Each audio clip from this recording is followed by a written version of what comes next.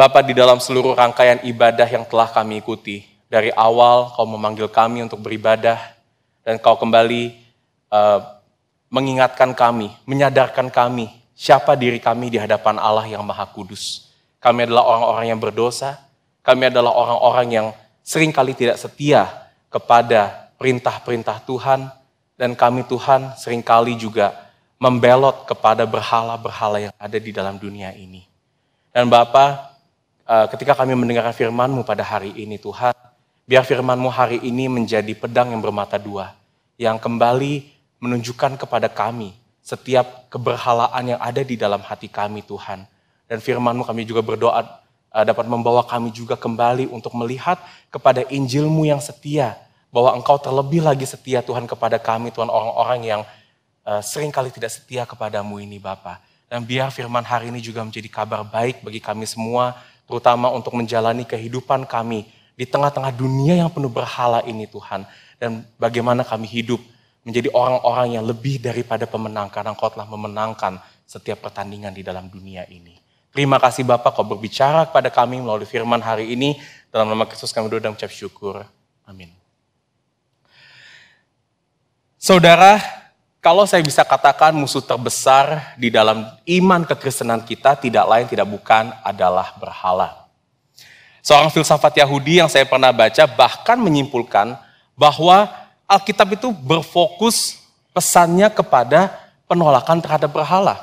Dan saudara bisa melihat hampir di seluruh kitab di dalam Alkitab kita pasti akan mengangkat topik-topik tentang keberhalaan. Kita bisa lihat misalkan dari sejarah bangsa Israel. Kita lihat bagaimana mereka seringkali jatuh ke dalam penyembahan berhala kepada dewa-dewa bangsa asing. Bahkan sampai kitab-kitab seperti Mazmur yang tadi kita baca bersama-sama di panggilan ibadah kita. Kita juga melihat bagaimana pemazmur juga menyingkapkan kepada kita bahwa kita memiliki hati yang condong kepada berhala. Bahkan sampai di perjanjian baru surat-surat para rasul pun juga banyak memfokuskan tentang peperangan rohani, peperangan melawan berhala. Bagaimana kita yang sudah ditebus dan diselamatkan oleh Kristus juga masih menghadapi masalah di dalam keberhalaan ini.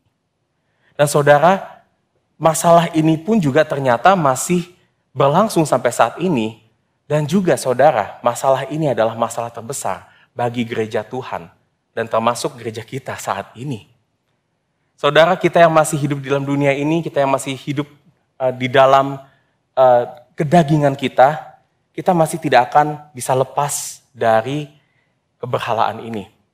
Tapi saudara, kalau kita nggak hati-hati, berhala ini bisa saja masuk ke dalam gereja, bisa saja mempengaruhi pengajaran-pengajaran gereja, bahkan gereja yang tadinya memiliki tujuan untuk mengabarkan Injil, bisa menjadi salah arah, menjadi agen untuk membawa pengajaran berhala.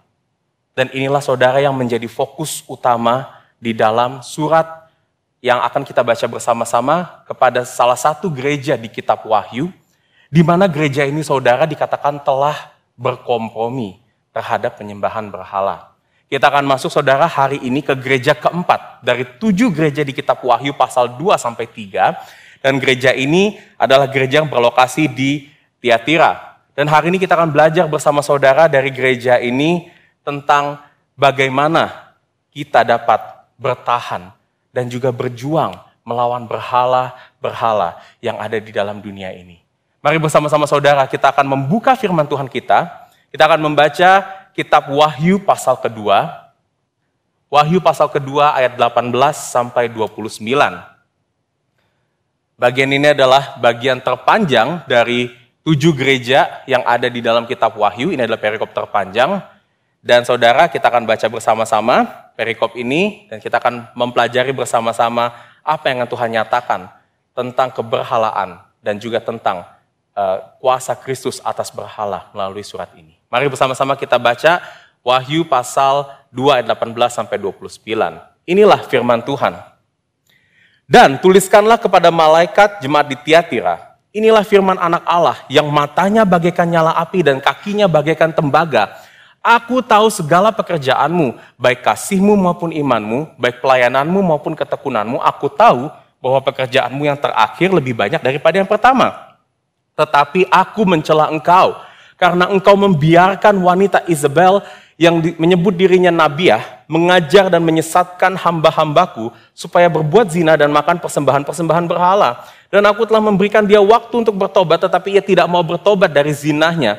Lihatlah, aku akan melemparkan dia ke atas ranjang orang sakit, dan mereka yang berbuat zina, dengan dia akan kulemparkan ke dalam kesukaran besar, jika mereka tidak bertobat dari perbuatan-perbuatan perempuan itu.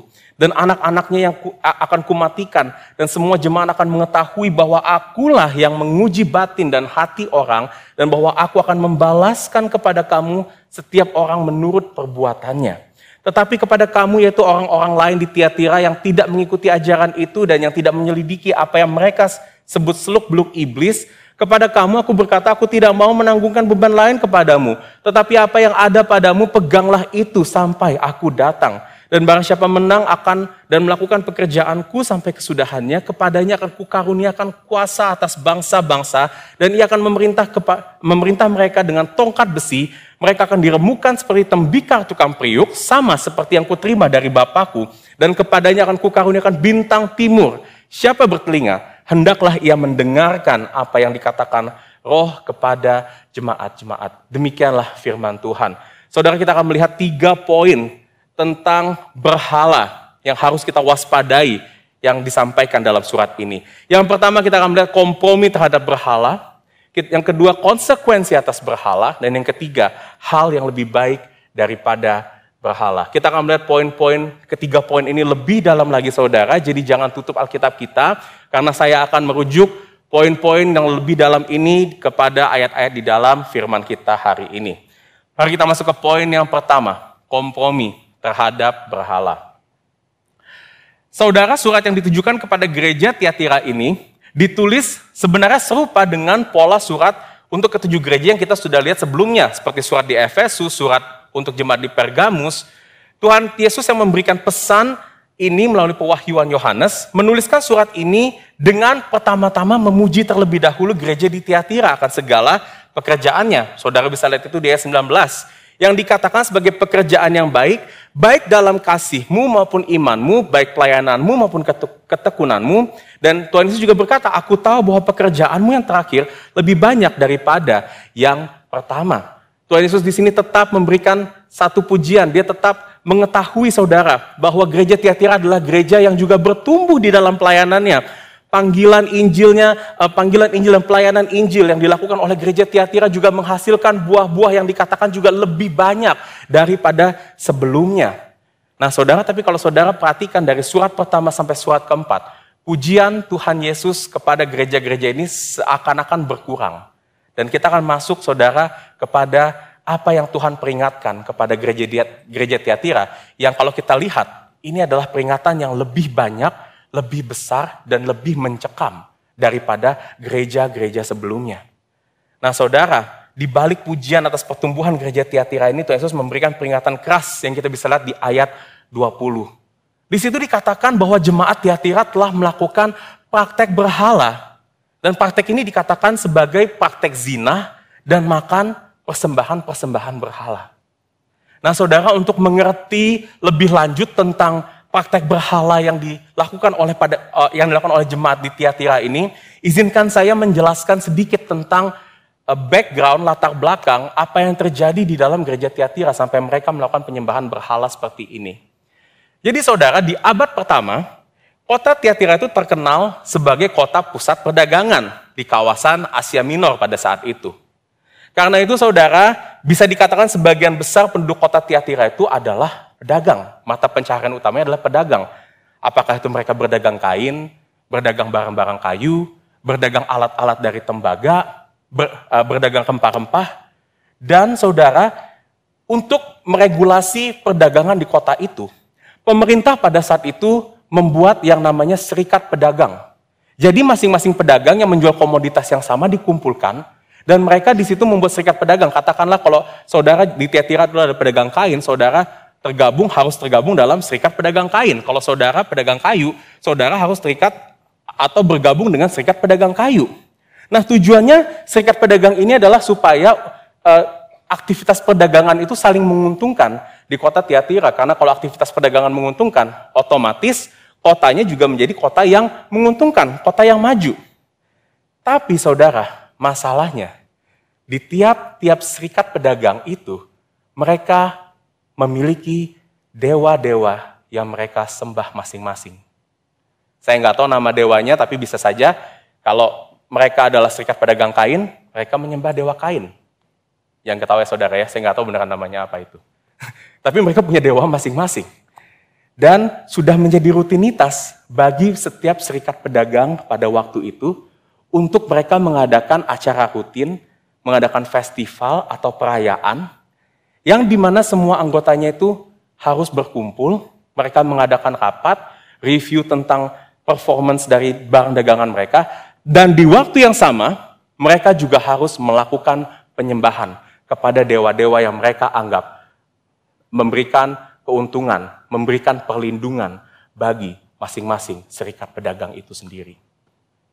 Nah saudara, karena ini adalah aktivitas yang diharuskan oleh pemerintah pada saat itu, jadi tidak ada pedagang yang boleh sebenarnya melakukan aktivitas perdagangan di luar serikat perdagangan.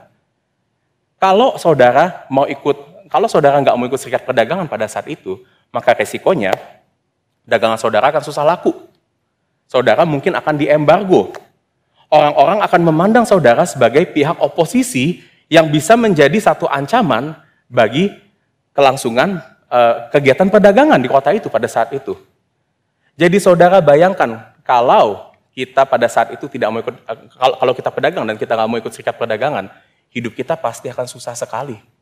Barang kita akan susah laku, dan bisa saja bisnis kita itu nggak bisa mencukupi kebutuhan sehari-hari kita. Tapi di sisi lainnya kalau para pedagang, terutama pedagang Kristen, itu mau ikut serikat dagang, mereka harus ikut dalam kegiatan-kegiatan penyembahan berhala. Dan kalau begitu, artinya mereka harus mengkompromikan iman mereka. Mereka harus berpaling menyembah kepada dewa-dewa berhala. Jadi saudara, orang Kristen di Tiatira itu dihadapkan sama dua pilihan. Setia tapi menderita, atau kompromi tapi hidupnya sejahtera. Nah saudara, apakah kita di masa modern ini yang tinggal di Jakarta juga pernah menghadapi pilihan seperti ini? Terutama saudara, kalau saudara di sini berbisnis atau di dalam karir saudara. Di mana saudara kita memilih untuk setia ikut Tuhan, ikut mengikuti jalan-jalan yang berkenan di mata Tuhan, tapi bisnis kita akan lebih sulit, karir kita mungkin akan lebih susah dipromosiin, susah naik, nggak seperti rekan-rekan kita yang non-Kristen, tapi sebaliknya, kalau kita mau berkompromi di dalam ajaran-ajaran berhala dunia ini, bisnis kita mungkin lebih gampang mendatangkan cuan. Karir kita mungkin akan lebih cepat meroket. Kita lebih gampang naik jabatan. Saudara, minggu lalu memang kita juga sudah membahas tentang salah satu gereja, yaitu gereja Pergamus yang punya masalah dengan kompromi terhadap berhala. Tapi saudara, kalau kita lihat minggu lalu, komprominya lebih kepada pengajaran. Dan kalau kita perhatikan saudara, kalau kita dihadapkan dengan misalkan ajaran-ajaran sesat, seperti ajaran-ajaran atau berhala-berhala sifatnya menyelewengkan doktrin. Misalkan, ada ajaran yang tidak percaya doktrin Tritunggal, ada ajaran yang tidak percaya doktrin inkarnasi Kristus. Mungkin saudara, kita akan lebih mudah untuk menolak berhala-berhala atau ajaran-ajaran seperti itu. Tetapi saat yang diserang menyangkut kondisi ekonomi kita. Saat yang diserang menyangkut karir, keberlangsungan hidup kita, menyangkut isi perut kita. Seringkali saudara, tekanan berhala itu akan terasa lebih sulit untuk kita tolak. Kita lebih mudah mau berkompromi dengan cara-cara yang jelas tidak mencerminkan kebenaran demi mendapatkan keuntungan. Atau mungkin demi kita bisa survive, bisa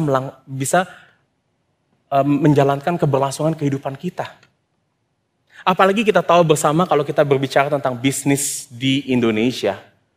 Mungkin saudara, tekanannya juga kita rasakan luar biasa juga di Indonesia. Kita mungkin berpikir kalau berbisnis di sini sudah lazim lah. Kalau dalam bisnis kita harus kasih uang sogokan sana sini. Mungkin kita berpikir kalau berbisnis di Indonesia sudah lazim juga harus mengakali pajak. Karena kalau kita nggak begitu, kita nggak kasih sogokan sana sini, susah, kita nggak bisa dapat izin, bisnis kita nggak bisa mulai-mulai, nggak bisa maju-maju. Atau mungkin saudara di sini ada tekanan-tekanan yang lain. Misalkan saudara bukan orang bisnis. Tapi misalkan saudara ada anggota keluarga kita yang sedang sakit. Sakit berat dan kita memerlukan biaya yang sangat amat besar. Yang lebih daripada penghasilan kita mungkin. Dan saudara bisa juga di saat-saat seperti ini, seringkali ada godaan-godaan untuk kita berbuat curang. Mungkin kita menipu orang, mungkin kita mencuri, demi mendapatkan atau memenuhi apa yang kurang di dalam kita. Menutupi dan membiayai orang-orang yang kita kasihi. Saya mengerti saudara ini pergumulan yang berat. Sebelum saya menjadi full-timer di gereja, saya pun juga pernah berbisnis dan kerja profesional, dan saya juga pernah mengalami pergumulan seperti ini. Waktu itu, saya juga pernah mendapatkan tekanan untuk nyogok, untuk mengakali pajak. Dan saya tahu ini semua adalah dosa. Tetapi mungkin saudara seperti pengalaman saya, kita seakan-akan sepertinya kayaknya terjebak di dalam satu sistem yang udah bobrok. Yang kita seakan gak punya pilihan lain saudara, kecuali mengkompromikan iman kita supaya kita bisa terus berjalan di dalam kehidupan kita. Lantas saudara, apa yang firman Tuhan berikan? Solusi yang firman Tuhan dapat berikan untuk masalah ini. Nah saudara, sebelum saya menjawab pertanyaan itu, mari kita lihat kembali apa yang terjadi di gereja di Tiatira. Ditulis lagi di ayat 20 bahwa di situ ada satu sosok yang menamai dirinya seorang nabiah. Dan sosok ini dikatakan mirip sosok Isabel. Dan sosok ini seolah dapat memberikan satu solusi bagi tekanan ekonomi yang dihadapi jemaat di Tiatira pada saat itu. Nah, saudara, siapakah sosok Isabel ini? Saudara familiar dengan nama Isabel? Isabel adalah sosok ratu yang ada di Perjanjian Lama. Dia adalah istri dari Raja Ahab. Dan saya bisa katakan mungkin Isabel ini adalah wanita terkejam yang pernah ditulis yang ditulis di dalam Alkitab kita. Karena saudara Isabel ini memiliki pengaruh pada saat itu, dia berhasil menghasut Raja Ahab dan juga seluruh bangsa Israel pada saat itu untuk berbalik dan menyembah berhala kepada dewa Baal dan dewa Ashtarot pada saat itu. Isabel juga pada saat itu bertanggung jawab untuk menangkap dan membunuh ratusan nabi-nabi Tuhan di Israel. Sampai-sampai nabi sebesar Nabi Elia pun, kalau saudara baca di 1 Raja-Raja pasal 19, di situ dia sangat ketakutan sekali karena Isabel mau menangkap dirinya. Nah saudara, sosok yang menyerupai Isabel ini masuk ke dalam gereja di Tiatira. Ya, sosok ini namanya bukan Isabel saudara, ini adalah penggambaran saja yang dikatakan di kitab Wahyu. Dan sosok ini memberikan solusi yang berkata seperti ini tentang keadaan atau tekanan yang dihadapi oleh jemaat Tiatira. Dia bilang begini, gak apa-apa kompromi dengan penyembahan berhala. Selama hati kita ini tetap kepada Tuhan. Dia berkata yang Tuhan lihat itu hati kita kok, bukan perbuatan kita. Jadi seakan-akan saudara, si Isabel ini menghasut dengan mencari lobang atau mencari loophole dari kebenaran firman Tuhan yang mengajarkan bahwa yang penting itu hati kita, bukan perbuatan kita. Jadi kalau kita menyembah berhala, selama hati kita tetap berada di dalam Tuhan, sama kita masih tetap beranggota di gereja, masih beribadah di gereja, itu gak apa-apa, kata si sosok Isabel ini. Nah sekilas saudara, pernyataan Isabel ini kedengarannya seperti win-win solution bagi solusi orang-orang Kristen atau solusi kita saat ini yang terjebak dalam sistem yang udah kacau balau seperti tadi.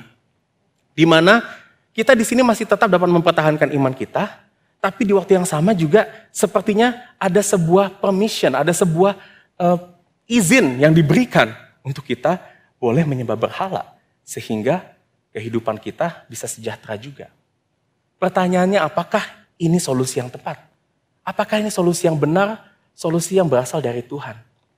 Jawabannya tentu saja tidak, saudara. Ajaran Isabel ini, hasutan Isabel ini sangat bertentangan dengan apa yang Kristus ajarkan agar orang Kristen itu tidak berkompromi sama sekali dengan berhala-berhala apapun. Meskipun nyawa kita menjadi taruhannya. Tetapi gak bisa dipungkiri saudara bahwa solusi Isabel ini seolah seperti rayuan perempuan cantik yang gampang membuat kita terpikat kepadanya. Bagaimana saudara kita terpikat pada hasutan Isabel ini terutama dalam kehidupan kita sekarang? Saudara coba melihat, coba kita berpikir dan merefleksikan kehidupan kita. Apakah saudara di sini yang berbisnis pernah merasa tidak bersalah kalau kita melakukan sogok, kita menipu orang? Saudara di sini yang bekerja di dalam perusahaan, kita merasa fine-fine aja, baik-baik aja kalau kita menjatuhkan rekan pekerja kita. Dan saudara masih bisa berlindung dari semua sikap-sikap saudara dengan berkata, Tuhan masih tetap mengasihi saya. Atau mungkin saudara berpikir nggak apa-apalah kita berbuat dosa dari Senin sampai Sabtu. Toh hari Minggu nanti saya datang ke gereja, saya ikut ibadah dari awal, di ibadah ada pengakuan dosa, saya bisa mengakui dosa dan Tuhan pasti mengampuni dosa-dosa saya kok. Atau kita berpikir, lebih ekstrim lagi saudara, kalau kita bisa membayar semua tindakan-tindakan berhala kita dengan ibadah dan amal baik yang kita lakukan. Ditambah lagi kalau ada pemikiran, toh saya melakukan ini semuanya, saya bolehlah berbuat curang di dalam bisnis, dalam pekerjaan saya. Tapi kan hasilnya juga saya persembahkan buat gereja Tuhan. Saya kasih hasilnya ini buat bantu orang lain. Saudara, sehebat apapun kita mau mencari loophole, sehebat apapun kita mau beralasan, berhala tetap berhala. Itu adalah kekejian di mata Tuhan. Dan kita nggak mungkin dapat menutupi berhala-berhala itu dengan motivasi sebaik apapun di hadapan Tuhan. Tuhan Yesus sendiri berkata di dalam Matius pasal 6, dia berkata, tak seorang pun dapat mengabdi pada dua tuan. Karena jika demikian, ia akan membenci yang seorang dan mengasihi yang lain. Atau ia akan setia kepada yang seorang dan tidak mengindahkan yang lain. Saudara, it's impossible. Tidak mungkin. Mustahil kita bisa tetap setia kepada Tuhan. Dan di waktu yang sama kita menyembah atau melakukan tindakan-tindakan dosa yang berhala di mata Tuhan. Dan kita melihat kitab Wahyu, firman Tuhan sangat serius menekankan hal ini.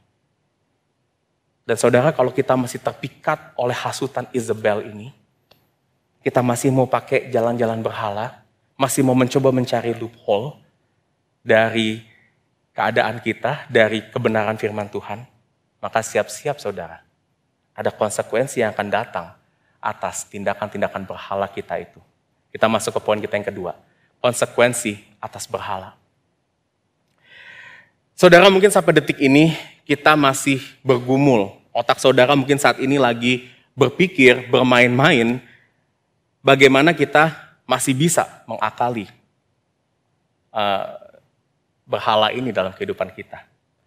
Kita pikir mungkin kita diselamatkan dari anugerah Tuhan dan bukan perbuatan kita. Jadi harusnya perbuatan kita tidak mempengaruhi keselamatan kita dong.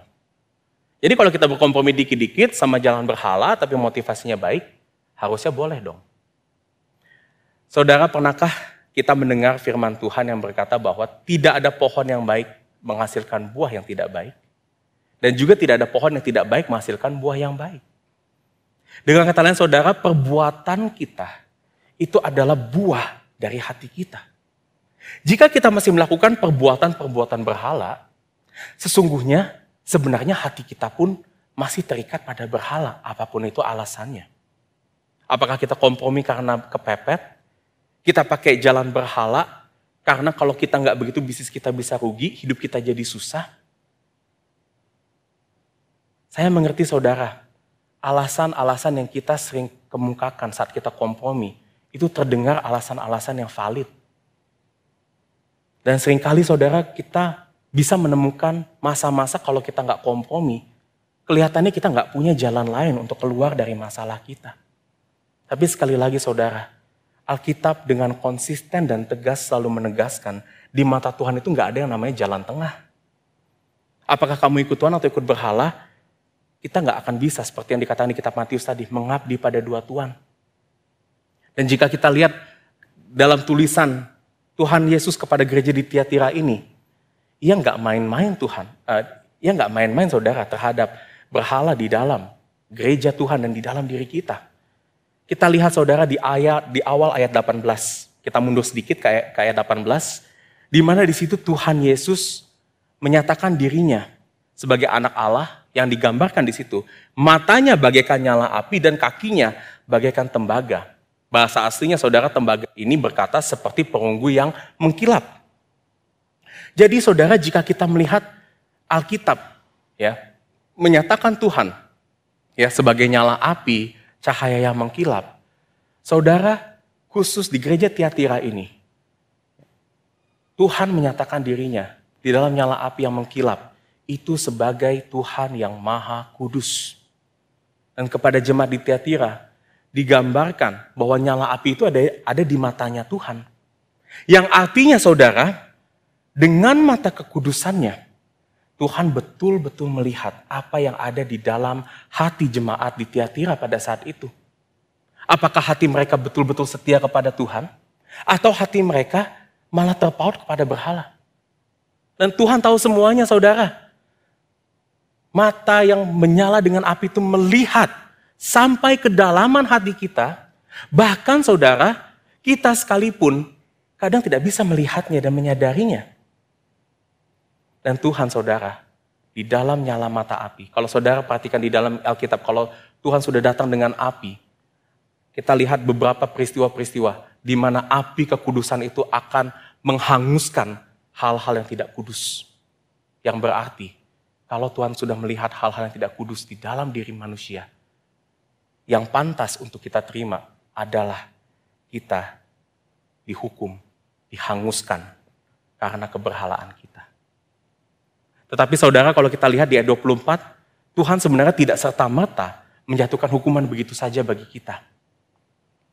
Di situ dikatakan bahwa Tuhan menguji batin dan hati kita dengan tujuan saudara, agar kita sungguh dapat melihat dan menyadari apa yang ada di dalam hati kita. Seringkali saudara Tuhan memakai kondisi-kondisi yang sulit untuk menguji hati kita ini.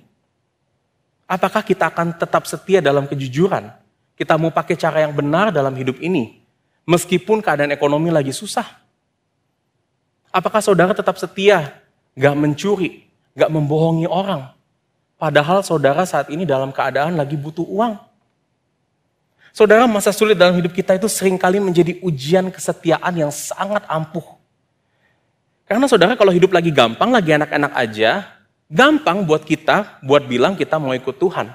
Tapi kalau kita lagi susah, disitulah tantangannya saudara untuk kita berkata, apakah kita masih mau tetap setia ikut Tuhan atau enggak?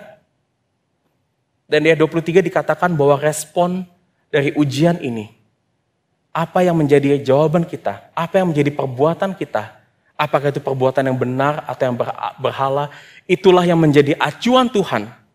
Apakah dia memberkati kita karena perbuatan kita yang benar, atau apakah ia menjatuhkan hukuman atas kita karena hati kita yang sesat, atau perbuatan-perbuatan kita yang berhala. Dikatakan di situ, aku atau Tuhan akan membalaskan kepada kamu setiap orang menurut perbuatannya. Dan saudara, apakah balasan yang setimpal atas perbuatan berhala kita? Seperti apa hukuman yang akan Tuhan berikan? Ya. Saudara, di ayat 22, di situ ada satu penggambaran tentang bagaimana Tuhan menyatakan penghakimannya kepada orang-orang yang berhala. Dikatakan di situ bahwa Tuhan akan melemparkan mereka ke atas ranjang orang sakit. Nah saudara, di sini siapa yang pernah masuk rumah sakit? Saya pernah sekali masuk rumah sakit saudara, dan saya berani bilang masuk rumah sakit itu gak enak. Satu hal kalau yang saya bisa hindari itu adalah saya gak mau dirawat di rumah sakit. Di situ dibilang bahwa orang-orang yang berhala, si Isabel, sosok yang membawa penyembahan berhala itu akan ditaruh ke atas ranjang orang sakit, yang berarti dia akan mengalami satu kesakitan. Nah bedanya saudara, kalau kita masuk rumah sakit kita dirawat supaya sembuh, tetapi sosok ini dan orang-orang yang berhala ini akan ditaruh begitu saja di atas ranjang orang sakit dan akan mengalami kesakitan terus-menerus dalam hidupnya. Maka itu juga dikatakan di ayat itu juga bahwa pengikut-pengikut Isabel ini, para penyembah-penyembah berhala ini pun akan mengalami kesukaran yang sangat besar. Dan saudara, inilah saudara yang dinyatakan kepada hukuman atas dosa kita. Upah dosa yang tadi kita baca, yang kita dengar bersama-sama dalam berita anugerah, yaitu adalah maut. Dan saudara jangan berpikir kalau hukuman kematian kekal atas dosa itu akan terjadi dengan cepat. Kayak saudara nonton film Avenger, ya, film Avenger tiba-tiba pius jadi debu kita. Jangan berpikir seperti itu. Saya rasa Alkitab menyatakan kematian kekal yang akan dialami, itu akan dialami di dalam satu penderitaan, satu sakit penyakit, satu kesukaran besar seperti apa yang digambarkan di dalam kitab Wahyu ini, saudara. Dan inilah, saudara, konsekuensi yang dikatakan setimpal yang akan diterima oleh mereka yang masih mengikuti berhala. Saudara, berhala memang dapat memberikan kesenangan yang sementara. Tetapi berhala berujung pada penderitaan yang tak berkesudahan. Berhala itu kayak utang, saudara. Ia dapat memberikan solusi yang cepat, tetapi bunganya sangat besar yang harus kita bayarkan dengan kesakitan dan kesukaran selama-lamanya. Dan saudara, Tuhan memakai penggambaran-penggambaran yang mengerikan. Dan kalau saudara membaca kitab Wahyu, kita dapat menemukan penggambaran-penggambaran yang mungkin lebih ekstrim dan mengerikan lagi.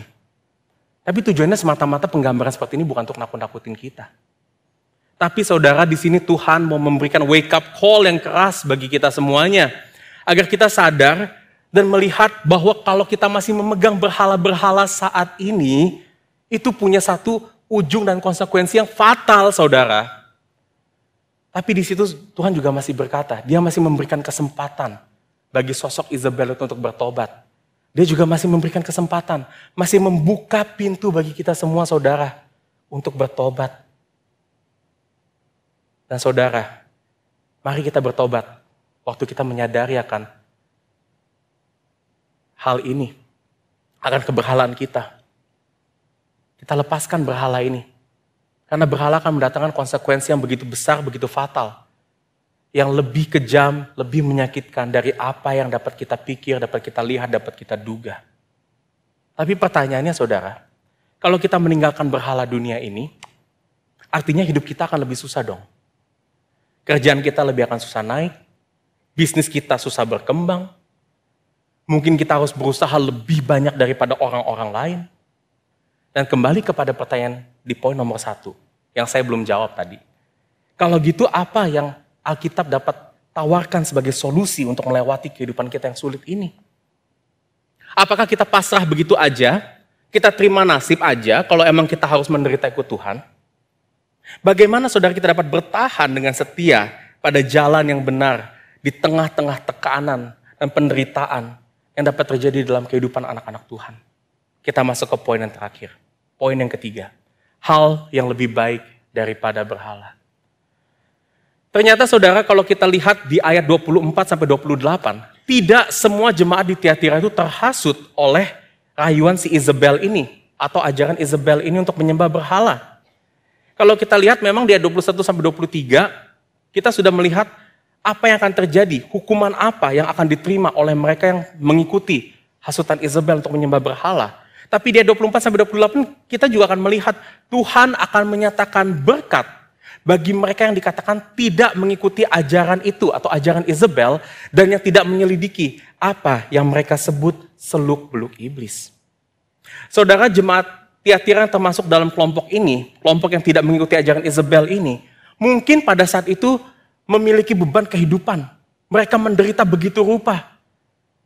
Karena mereka nggak mau ikut penyembahan berhala, mereka nggak mau ikut serikat dagang pada saat itu, bisa jadi bisnis mereka itu susah sampai mereka ini sulit untuk mencukupi kebutuhan makan mereka sehari-hari. Atau mereka pun juga bisa mendapatkan hinaan, cemoohan, permusuhan dari orang-orang yang menyembah berhala. Tapi kita lihat apa yang Tuhan sampaikan kepada orang-orang ini. Orang-orang yang menderita pada saat itu. Di ayat 25 dikatakan, tetapi apa yang ada padamu, peganglah itu sampai aku datang. Menarik saudara di sini bahwa Tuhan tidak katakan kalau Tuhan akan meringankan kondisi mereka. Tuhan akan membuat bisnis mereka lebih maju atau malah berkata kalau mereka tetap berpegang dengan iman mereka, mereka akan menjadi sukses. Tetapi di situ dikatakan berpegang terus dengan apa yang mereka punya pada saat itu. Yaitu kepada kondisi mereka, kepada penderitaan mereka, dan terlebih lagi kepada iman mereka. Tapi 3 kata terakhir di ayat 25 ini adalah kata yang membawa pengharapan. Dikatakan sampai aku datang. Ini menunjukkan saudara bahwa tekanan berat yang kita alami di dunia ini, penderitaan yang kita harus tanggung, kesusahan yang harus kita terima karena kesetiaan kita kepada Tuhan, itu tidak akan berlangsung selama-lamanya. Ada ujung akhir dari penderitaan yang Tuhan janjikan bagi kita yang setia kepadanya.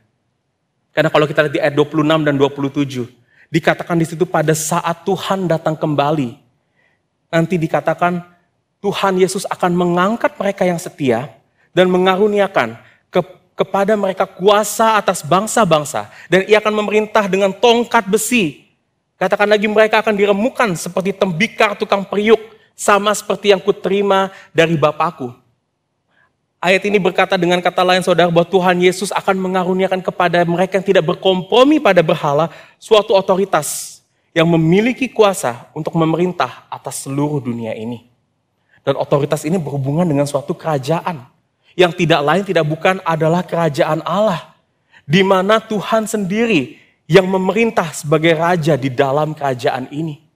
Dan dengan kata lain saudara, Tuhan menjanjikan saat Kristus datang kedua kalinya nanti, kita akan duduk bersama-sama dengan Bapa di sorga, memiliki otoritas untuk betul-betul menegakkan keadilan dan kebenaran di dalam dunia ini.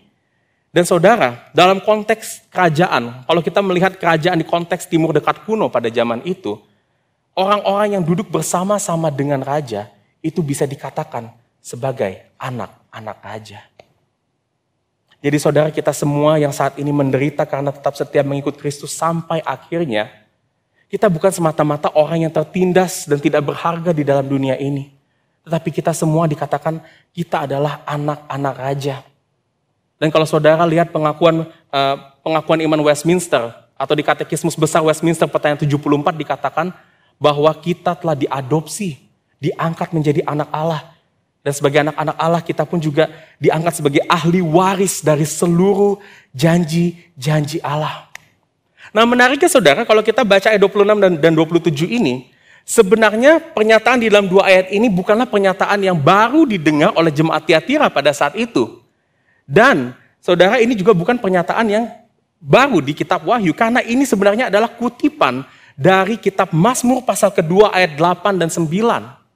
Nah saudara, di sini saya tahu yang Bible study, baik Bible study pria atau wanita, kita sudah pernah membahas Mazmur 2 bukan? Ya. Kalau kita ingat, kalau kita baca kembali Mazmur 2 saudara, di situ dikatakan bahwa ada janji, ada otoritas. Tapi otoritas ini menariknya diberikan kepada satu pribadi yang disebut di Mazmur 2 itu sebagai yang diurapi. Atau bahasa Inggrisnya dikatakan the anointed one. Bahasa Ibraninya dikatakan sebagai HaMasiah. Dia adalah sosok Mesias. Dan dia adalah sosok sang anak raja yang sesungguhnya. Yang berhasil setia melawan berhala-berhala di dalam dunia ini. Dan yang sesungguhnya akan memerintah dengan tongkat besi dalam keadilan. Yang akan meremukkan kepala pengikut berhala-berhala dunia ini. Seperti tembikar tukang periuk. Nah menariknya saudara, sang anak raja ini, yang diurapi ini, akan menegakkan keadilan. Dengan tidak membawa kereta kuda. Dengan tidak membawa bala tentara dan mengadakan peperangan dengan berhala-berhala dunia ini. Tapi saudara, sang anak raja ini menegakkan keadilan. Dengan meninggalkan segala kekayaan dan kenikmatan surga. Dan ia menjadi seorang hamba yang bahkan dikatakan tidak mempunyai tempat untuk membaringkan kepalanya. Nah meskipun sang anak raja ini pun pernah mengalami hasutan Isabel. Dia pernah pada saat satu waktu diuji, dicobai oleh iblis di padang gurun. Ditawarkan seluruh kemegahan dunia ini. Apabila ia mau menyembah sang iblis tersebut. Sang anak raja ini tidak berkompromi sedikit pun. Dan ia tetap memilih jalan penderitaan. Yang membawanya sampai mati di atas kayu salib. Karena saudara, melalui salib yang hinalah keadilan sang raja itu ditegakkan. Di atas salib itulah sang anak raja ini meremukkan berhala-berhala dunia ini. Dengan memberanikan dirinya diremukkan di atas salib. Dan ia melakukan ini supaya segala kutuk berhala yang kita telah lakukan, yang kita pernah pada satu waktu menjadi hamba berhala-berhala itu, dapat terbebas, dibayar lunas oleh sang anak raja yang harus memberikan dirinya, diremukkan, mati di atas kayu salib. Dan karena ini saudara, inilah jaminan kita sehingga kita nggak perlu lagi lari kepada berhala-berhala yang fana. Karena kita sekarang telah memiliki akses kepada Sang Raja yang memiliki dunia ini. Kematian Sang Anak Raja, yang tidak lain tidak bukan adalah Tuhan Yesus Kristus, Sang Juru Selamat kita, telah membawa kita menjadi orang-orang yang benar di mata Tuhan. Kematian Sang Anak Raja telah membawa kita kembali dari yang tadinya musuh Raja Pencipta dunia ini. Dan saat ini kita menjadi anak-anak yang dikasihi, yang disertai, dan juga yang dipimpin oleh Raja Sang Pencipta langit dan bumi ini. Saudara, inilah berita Injil. Berita Injil tidak hanya berkata bahwa Kristus telah mengampuni dosa-dosa kita. Tapi berita Injil juga memberikan satu berita kemenangan bagi kita semuanya di dalam dunia ini, saudara. Dan kemenangan itu bukanlah dalam bentuk kita sukses dalam dunia ini. Kemenangan itu bukan dalam bentuk bisnis kita lancar. Kemenangan itu bukan dalam bentuk kita tidak terkena sakit penyakit, kita selalu sehat. Tapi kemenangan itu adalah saat kita dapat datang kepada Tuhan. Dan Tuhan berkenan kepada setiap kehidupan kita. Dan itu semua hanya terjadi karena Kristus, Sang Anak Raja yang setia itu, telah menggenapkan semua janji-janji Allah. Ia tidak berkompromi. Tapi meskipun ia tidak berkompromi, ia juga menanggung konsekuensi atas berhala-berhala yang seharusnya kita tanggung. Saudara, mendengar berita ini, mendengar kabar Injil ini, mungkin saudara kita berpikir, bagaimana kita menghadapi penderitaan dalam dunia ini? Bagaimana sekarang mengetahui semua ini? Kita melihat bagaimana kita berjalan dengan setia di dalam Tuhan. Saudara, mungkin ke depannya kita masih akan merasa sakit. Mungkin karena kita tidak mau tergoda dengan berhala-berhala dunia ini. Kita akan melakukan hal-hal yang lebih sulit dalam dunia ini. Mungkin kita harus memberikan waktu dan energi yang lebih banyak daripada orang-orang yang mau berkompromi menyembah berhala. Tapi ingatlah saudara, waktu kita merasa sulit, waktu kita merasa sakit, waktu kita bersedih, berkeluh kesah, kita melakukan itu semuanya sebagai orang-orang yang sudah menang atas dunia ini. Dan terlebih lagi sudah menang atas berhala-berhala di dunia ini. Dan mari saudara, kita yang mungkin saat ini memiliki satu pergumulan yang berat, satu beban berat, karena kita sudah menang di dalam Kristus. Kristus sudah membawa jaminan itu kepada kita. Mari saudara bawa semua beban-beban itu kepada Tuhan. Dan juga saudara, saya mengundang juga untuk membawa seluruh keluh kesah saudara, beban-beban itu kepada saudara seiman kita di dalam gereja Tuhan. Dan saudara, saya percaya gak ada satupun hal yang kita tidak bisa selesaikan dengan cara yang setia. Kita gak perlu saudara melakukan hal-hal yang berhala. Kita bisa kok di dalam Tuhan melakukan semuanya di dalam kesetiaan dan melewati semua beban-beban hidup kita dengan setia. Mari saudara, kita jalan bersama-sama dan melihat Kristus, melihat janji kemenangan ini. Sehingga kita melihat Kristus lebih indah dan berhala menjadi sampah atas hidup kita. Mari kita berdoa.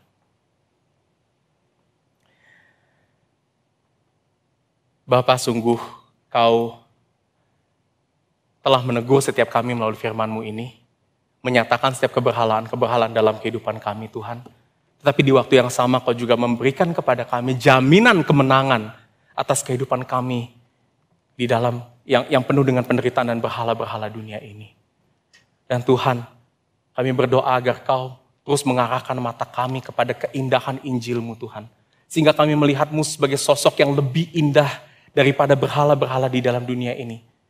Dan sehingga kami terus menyembah-Mu tanpa kompromi di dalam semua aktivitas kehidupan kami, dalam pekerjaan kami, dalam relasi kami. Dan saudara, dan kami berdoa Tuhan, biar Tuhan yang terus membawa kami Tuhan ke dalam satu janji kemenangan ini lebih dan lebih dalam kehidupan kami. Sehingga ini bukan sekedar kata-kata belaka, tapi kami menghidupi janji kemenangan ini bersama-sama dengan gerejamu setiap harinya. Terima kasih Bapak, dalam nama Kristus kami berdoa dan mengucap syukur. Amin.